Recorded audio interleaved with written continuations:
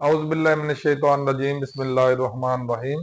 अल्लाह जल्ल शानहू दे नाम दे नाल अल्हम्दुलिल्लाहि रब्बिल आलमीन वल आक़िबतुल मुत्तकीन अस्सलातु वस्सलामु अला रसूलिल करीम।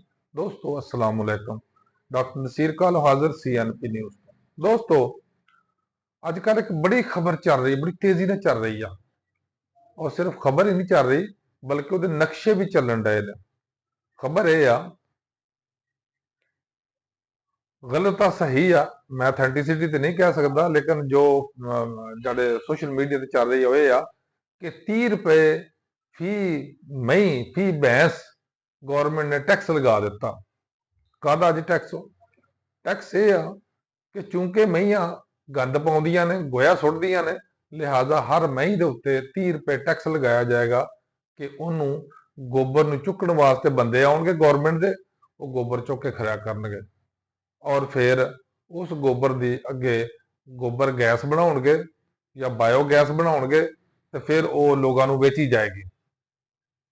साडी हुकूमत किड्डी सियाणी है, पंजाब हुकूमत माशाअल्लाह।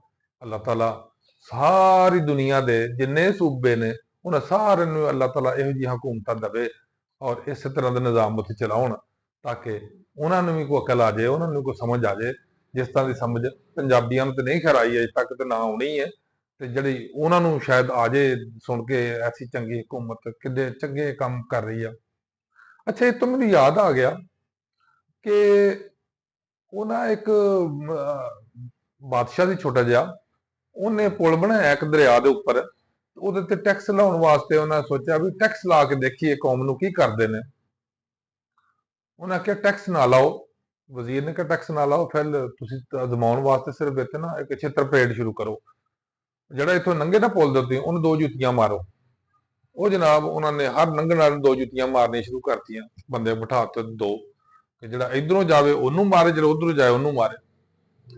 ਕੋਈ ਮਹੀਨਾ ਕੁ ਲੰਘ ਕੇ ਨਾ ਉਹ ਜਿਹੜਾ ਰਿਆਸਤ ਦਾ ਹੁਕਮਰਾਨ ਸੀ ਉਹ ਆਇਆ, ਉਹਨੇ ਕਿਹਾ ਦੇਖਾਂ ਸਹੀ ਲੋਕਾਂ ਦਾ ਕੀ ਰਵੱਈਆ।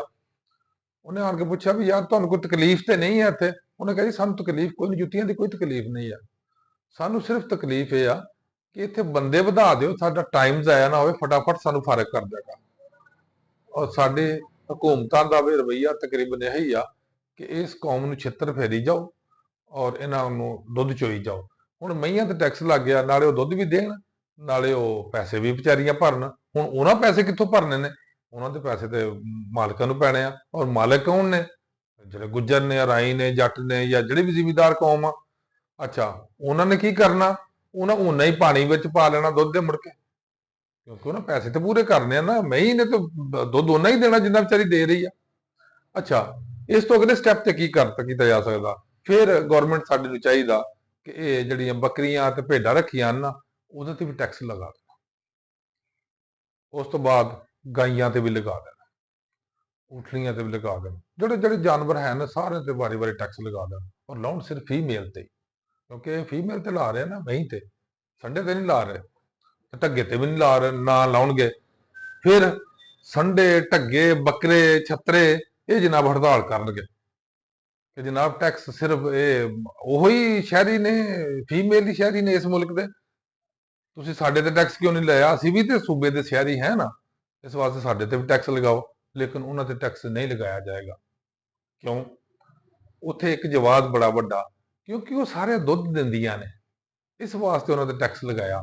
ਤਾਂ ਤੁਸੀਂ ਤਾਂ ਸਿਰਫ ਗੋਇਆ ਦਿੰਦੇ ਹੋ, ਇਸ ਵਾਸਤੇ ਤੁਹਾਡੇ ਤੇ ਟੈਕਸ ਨਹੀਂ ਲਗਾਇਆ ਜਾਏਗਾ।